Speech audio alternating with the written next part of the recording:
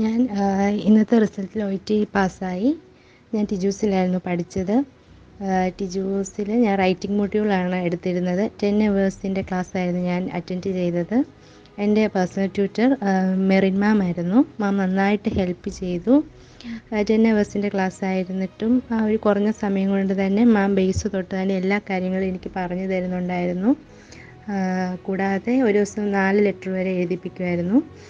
2 പുതിയ ലെറ്ററും 2 റീറൈറ്റും, അങ്ങനെ കുറേ ലെറ്റർ എഴുതിയത് കൊണ്ട് എക്സാമിൻ്റെ സമയത്ത് തന്നെ നന്നായിട്ട് ഹെൽപ്പ് ചെയ്തു.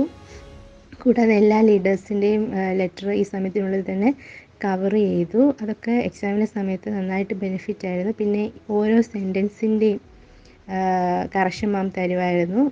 അതൊക്കെ നന്നായിട്ട് ഹെൽപ്പ് ചെയ്തു.